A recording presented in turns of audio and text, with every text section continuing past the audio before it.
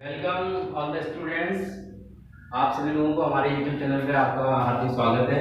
आज हम जो टॉपिक अपन लेके चलेंगे उस टॉपिक का नाम है नर एवं युग्मकोद्भिद की संरचना।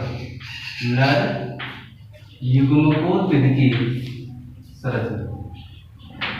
नर युग्मकोद्भिद की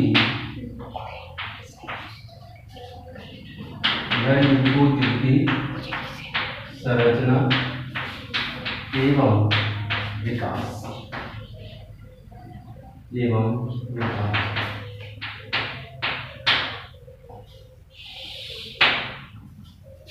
इसमें एक छोटा टॉपिक और थोड़ा आगे चलेगा जिसका नाम रहेगा परागकण। कोशिश हमारी ये रहेगी यहाँ बच्चे हम दोनों ही मीडियम को एक साथ कंबाइन लेके चलेंगे। इसमें जो भी टर्मिनोलॉजी है उसके हम वर्ड इंग्लिश में यूज करेंगे और जो भी हिंदी है हिंदी के भी साथ साथ। तो कोशिश ये है कि दोनों ही मीडियम के बच्चे इजीली इसको समझ सकें। ठीक है बच्चे, तो ये जो टॉपिक है ये हमारा आगे लघु बीजाणु के बाद जो हमने जो टॉपिक स्टार्ट किया है उस टॉपिक को अपन आगे बढ़ाते हैं। तो अपन इंग्लिश में इसको क्या कहते हैं? Pollen grain. ठीक है बच्चे, परागकण को पॉलन ग्रेन कहते हैं। एंड इधर अपन जो पढ़ेंगे उसका नाम है development and structure of male gametophyte. ये टॉपिक। तो प्यारे बच्चे हम लोग जानते हैं कि जैसे ही लघु बीजाणुकरण के बाद हमारा जो एंथर होता है या परागकोश जो होता है वो फट जाता है, तो उसमें से अनेकों काफी संख्या में, भारी संख्या में परागकण रिलीज होकर बाहर आ जाते हैं। जो परागकण प्राय इस टाइप का होता है। ये जो परागकण होता है, इस परागकण की जो संरचना होती है वो प्राय इस प्रकार से होती है कि प्रत्येक जो परागकण होता है, पॉलन ग्रेन जो होता है वो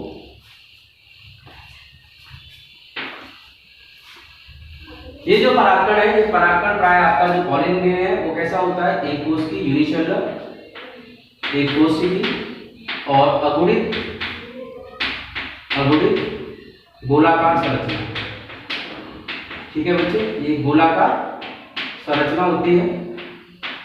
ये गोलाकार संरचना मीन्स अपन कह सकते हैं कि जिस तरीके से लघु बीजाणुकरण के बाद परागकोश के फटने के बाद जो भी एक कोश की अवृत गोलाकार संरचना के रूप में परागकोश में से जो निकलती हैं उनको हम परागकण कहते हैं या पॉलन ग्रेन कहते हैं। ओके बच्चे, ये जो पॉलन ग्रेन होता है, ये पॉलन ग्रेन क्या है आपका? यूनिसेलुलर होता है, हैप्लॉइड होता है एंड राउंड शेप्ड स्ट्रक्चर होती है।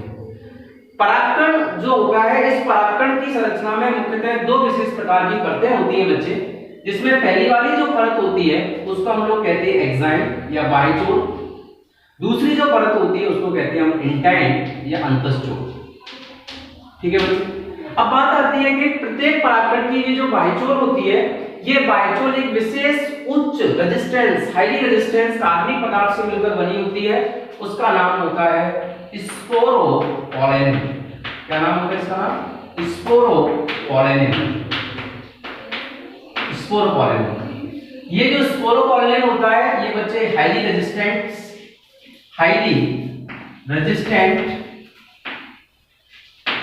रेजिस्टेंट आपका केमिकल होता है, ऑर्गेनिक केमिकल होता है। और ये हाईली रेजिस्टेंस ऑर्गेनिक केमिकल के कारण क्या होता है कि ये जो परागकण होता है इनका इजीली क्या नहीं होता है? डिकम्पोजिशन नहीं होता है, डिग्रेड नहीं होते। ये इजीली इनका डिग्रेडेशन नहीं होता है, डिग्रेड नहीं होते हैं, अर्थात ये मरते नहीं, डिग्रेड नहीं होते। और कैसा डिग्रेडेशन? चाहे आपका केमिकल हो, चाहे आपका रासायनिक डिग्रेडेशन हो और चाहे आपका जैविक डिग्रेडेशन हो। मेरा कहने का मतलब बच्चे यहाँ पर ये है कि प्रत्येक परागकण की जो ऊपर वाली परत होती है जो कई सारी संरचनाओं के रूप में होती है, कांटेदार होती है, हुकनुमा होती है, काफी कठोर होती है, इसको अपन परागकण की बाह्यचोर कहते हैं, एक्साइन कहते हैं। और ये जो एक्साइन है वो स्पोरोपोलेन नाम के केमिकल से बनी हुई होती है।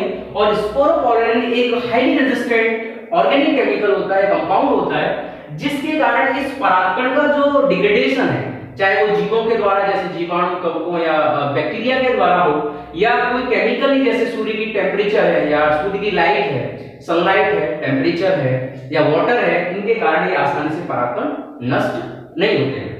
ठीक है बच्चे, प्रत्येक ये जो परागकण होता है, इस परागकण का जो बच्चे साइज होता है, हमने देखा है कि परागकण अनेक अनेक साइज के होते हैं, कुछ परागकण बहुत छोटे होते हैं, कुछ परागकण बहुत बड़े होते हैं। तो परागकण का जो साइज देखा गया है वो 20 माइक्रोमीटर से 20 सेंटीमीटर तक का होता है। ठीक है, 20 माइक्रोमीटर टू 20 सेंटीमीटर तक का एक परागकण का साइज देखा गया है हमने।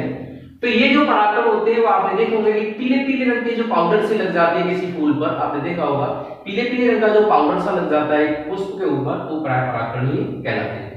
तो प्रत्येक परागकण की बाइचोल एंजाइम स्पोरोपोलिन होती है, उच्च प्रतिरोधी कार्बनिक कंपाउंड से मिलकर बनी हुई होती है और जिसके कारण इसका आसानी से अपघटन नहीं होता है, जो काफी लंबे समय तक अपने आप को जिंदा रखते हैं।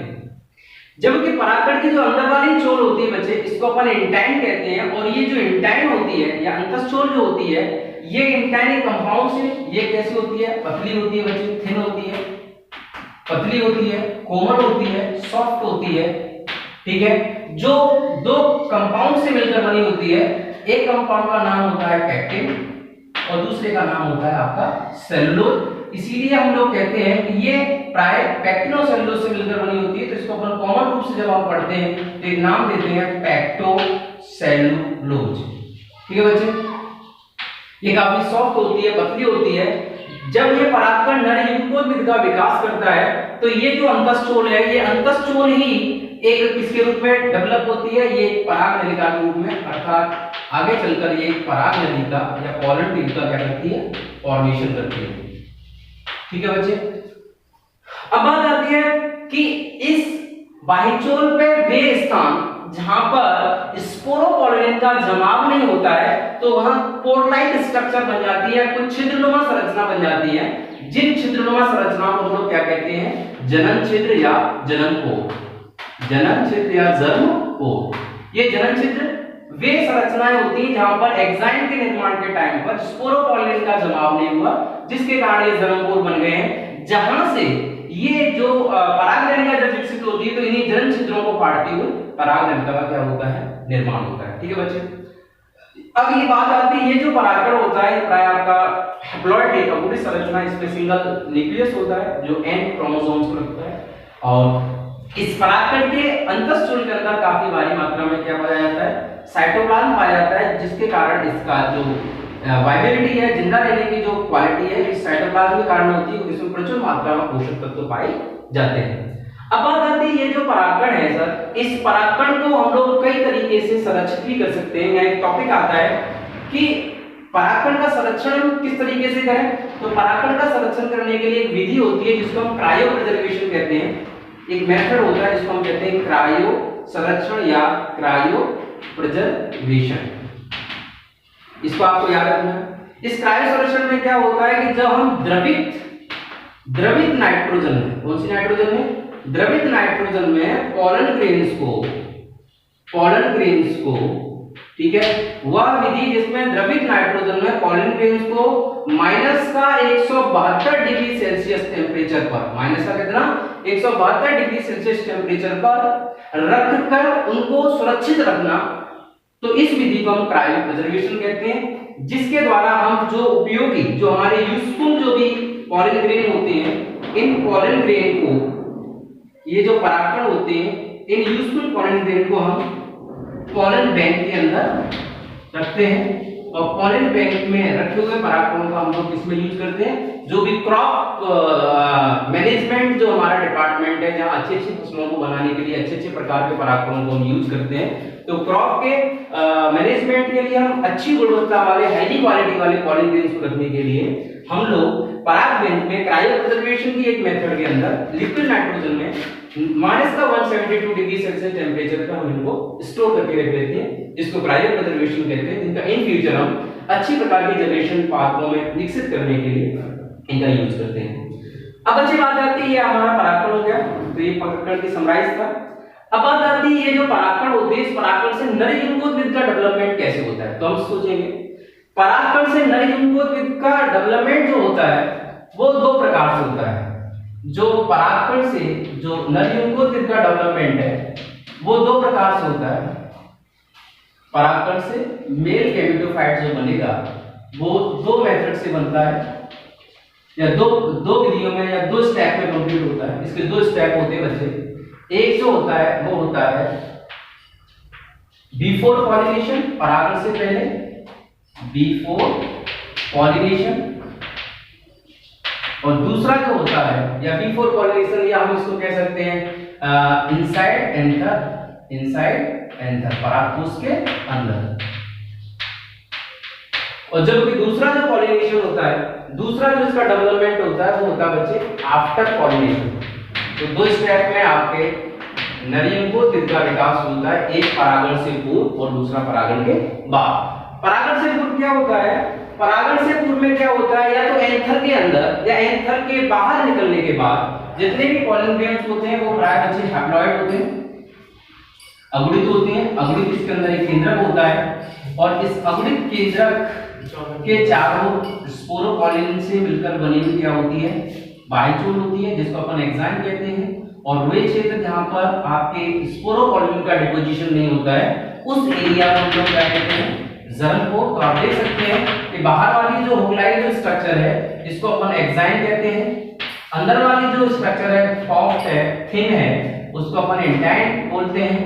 और एक्साइन के वे पार्ट्स या वे पॉइंट जहां पर स्पोरोपॉलिन का जमाव नहीं होता है तो वो चीजें क्या बनाती हैं, ज़र्मपोर।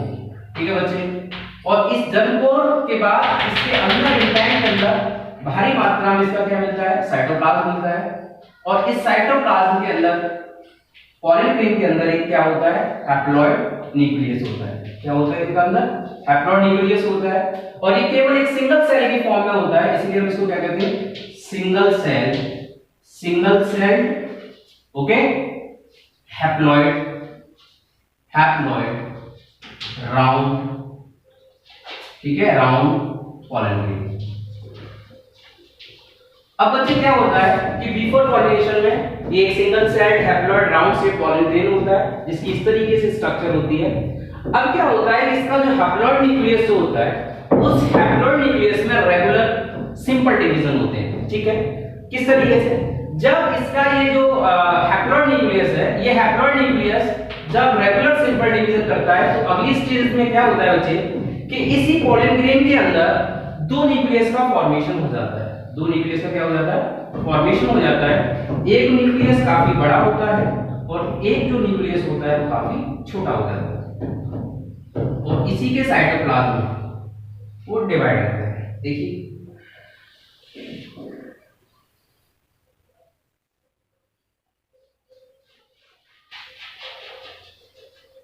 ठीक है।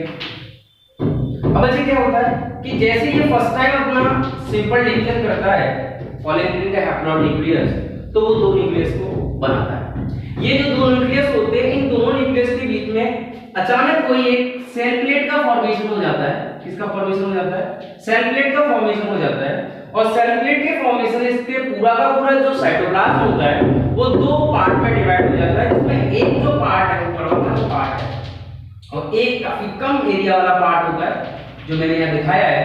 कम एरिया वाला जो पार्ट होता है उसके अंदर जो न्यूक्लियस होता है उस न्यूक्लियस को हम कौन सा न्यूक्लियस कहते हैं, जनरेटिव न्यूक्लियस, जनरेटिव न्यूक्लियस, जनन केंद्र।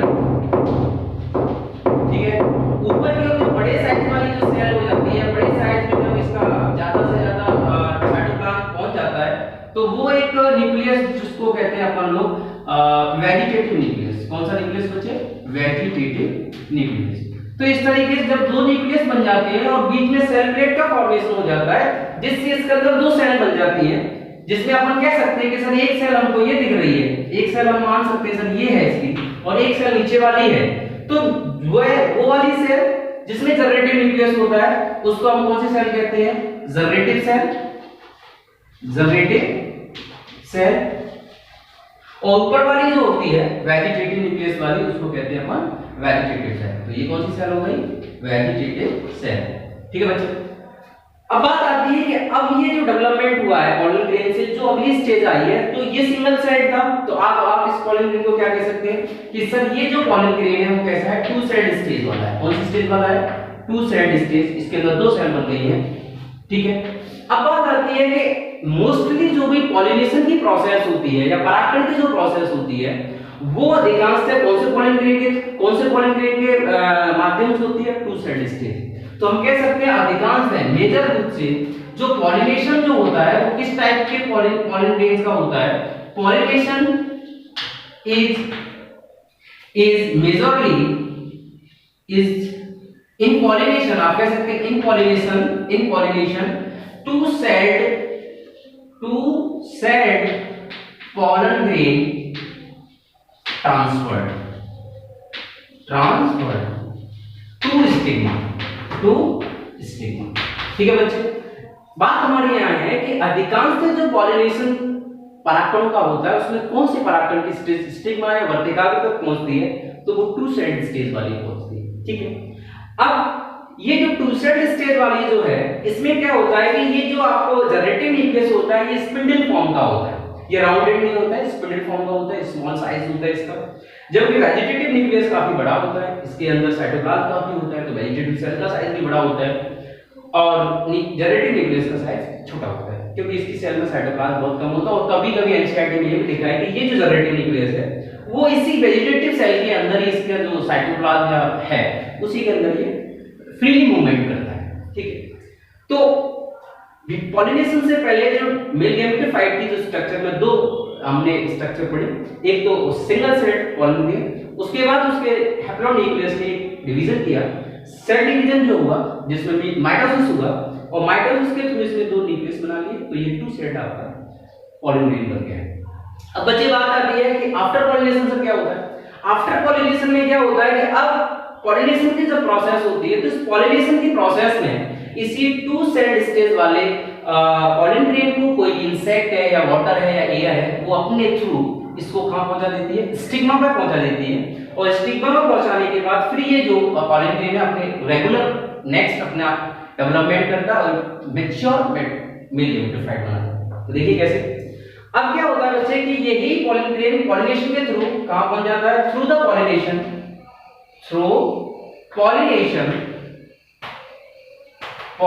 या परागकण के माध्यम से ये जो पॉलिन ग्रेन है ये उड़ के पहुंच जाता है स्टिग्मा के ऊपर। जैसे मैं अगर आपको सामने एक छोटा सा ओरल डायग्राम, एक विजिबल डायग्राम दिखाऊं तो उस विजिबल डायग्राम में मान के चलो ये स्टेज है इसकी, ये स्टेज है, यहाँ वेजिटेटिव जनरेटिव न्यूक्लियस और ये इस टाइप से इसका क्या हो जाता है, पॉलिनेशन हो जाता है, ठीक है बच्चे। ये आप समझ सकते हैं, ठीक है।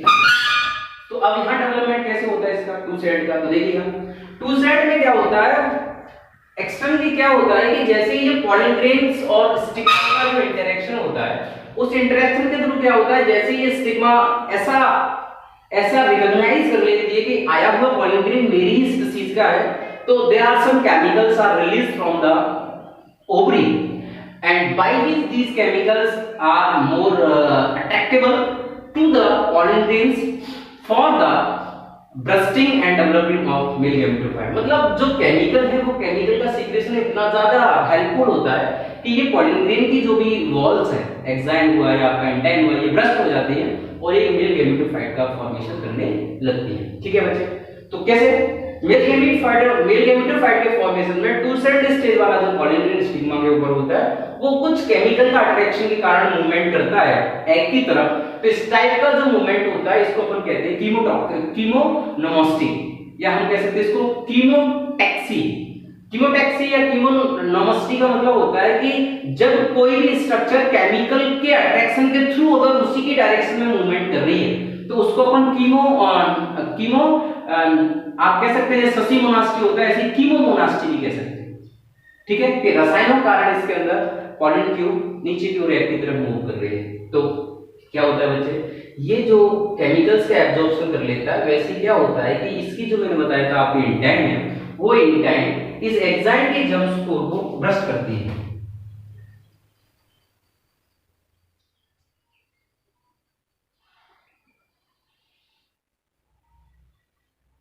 ये और ये इसके ऊपर मैंने पहले बताया था आपको, ये क्या है इसकी एग्जाइम,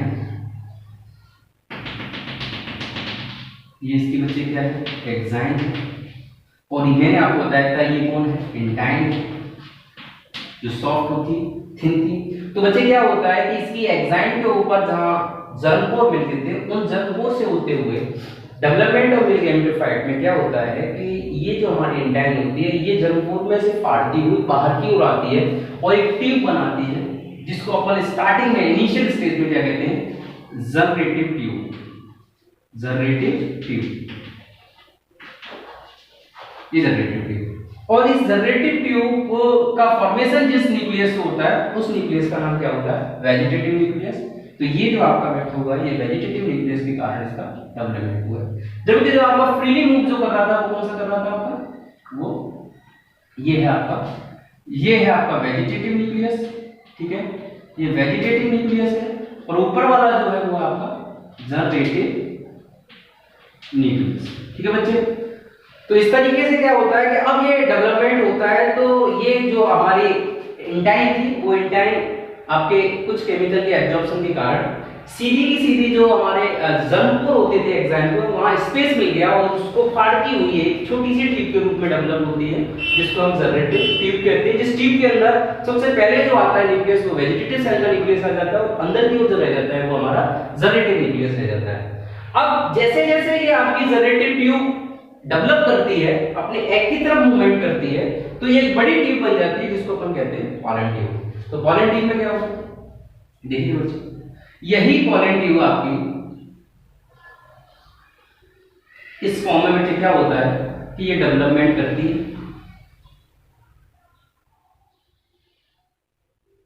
ये डेवलपमेंट करती है, और इसके ऊपर रिमेनिंग पार्ट आपका किसका रह जाता है, एक्साइन का रह जाता है, ठीक है बच्चे। ये एक्साइन रह जाती है ऊपर, और ये आपकी जो इंटाइन है वो बढ़ते बढ़ते बढ़ते बढ़ते एक वेट डबलेट क्या बनाती है, पॉलन ट्यूब बनाती है। ये पॉलन ट्यूब का फॉर्मेशन हो जाता है, और इस पॉलन ट्यूब के अंदर क्या होता है बेटा, इसका जो वेजिटेटिव न्यूक्लियस है वो तो यहाँ आ जाता है, लेकिन ये जो आपका जनरेटिव न्यूक्लियस होता है, जब इसका डेवलपमेंट करता है, तो इसके अंदर सेकंड टाइम भी क्या होता है, एक बार और माइटोसिस होता है। मगर माइटोसिस होता है किसमें, जनरेटिव न्यूक्लियस में होता है, जिससे ये जो जनरेटिव न्यूक्लियस है, ये दो न्यूक्लियस बना लेता है या दो गैमीट्स बना लेता है, जो फ्रीली रहते हैं, और इन्हीं दो गैमीट्स को हम लोग क्या कहते हैं, मेल गैमीट। क्या कहते हैं, मेल गैमीट। और ये जो मेल गैमीट होते हैं वो कैसे होते हैं, हैप्लॉइड होते हैं, और ये इसकी ट्यूब के ऊपर सबसे ऊपर जो लगा हुआ होता है, उसको अपन कहते हैं वेजिटेटिव न्यूक्लियस, या आप इसको ट्यूब न्यूक्लियस भी कहते हैं। कौन सा न्यूक्लियस है, ट्यूब के अंदर है, उसको अपन कहते हैं ट्यूब न्यूक्लियस। ये भी हैप्लॉइड होता है और ये भी हैप्लॉइड होते हैं। तो इस तरीके से जो बनी हुई जो स्ट्रक्चर जो हाथी जैसे सर जैसी बन जाती है, इसी को हम लोग कहते हैं मेल गैमीटोफाइट। कौन सा गैमीटोफाइट, मेल गैमीटोफाइट। ये मेल गैमीटोफाइट होता है जो हैप्लॉइड स्ट्रक्चर होती है, जिसके अंदर दो मेल गैमीट्स होते हैं, एक ट्यूब न्यूक्लियस होता है और एक डेवलप पॉलन ट्यूब होती है। इस स्ट्रक्चर को हम लोग मेल गैमेटोफाइट कहते हैं।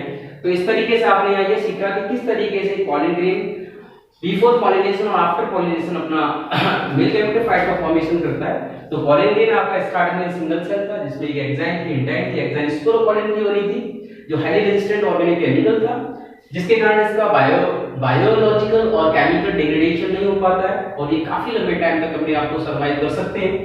जो पॉलन ग्रेन होता है वो सिंगल सेल था, हैप्लॉइड था और राउंडेड सेल स्ट्रक्चर थी, जिसका लगभग साइज 20 माइक्रोमीटर या 20 माइक्रोमीटर टू 20 सेंटीमीटर तक इनका साइज होता है, वेरी करता है। इनके अंदर एक वेल डेवलप्ड साइटोप्लाज्म होता है और साइटोप्लाज्म के साथ ये काफी एक वाइबल स्ट्रक्चर होती है, जो अपने आप को जीवित रखती है आगे अपनी प्रोजेनी का ट्रांसफॉर्मेशन करने के लिए। इनको परागण को हम लंबे टाइम तक प्रिजर्वेशन भी कर लेते हैं अपने क्रॉप मैनेजमेंट सिस्टम के अंतर्गत। तो वहां एक प्रोसेस आती है जिसको अपन क्रायो प्रिजर्वेशन कहते हैं, जिसमें क्या होता है लिक्विड नाइट्रोजन में -172 डिग्री सेल्सियस टेम्परेचर पर हम इनको दबा के फ्रीज करके रख लेते हैं, जिसको अपन क्रायो प्रिजर्वेशन मेथड कहते हैं, जिसको हम पॉलन ग्रेन्स के अंदर करते हैं, जहां सारे ऐसे पॉलन ग्रेन्स को स्टोर करके रखते हैं, जो आगे चलकर हम आगे किसी विशेष टाइप की न्यू टाइप की वैरायटीज क्रॉप्स की डेवलप करने में इनका यूज कर सकें।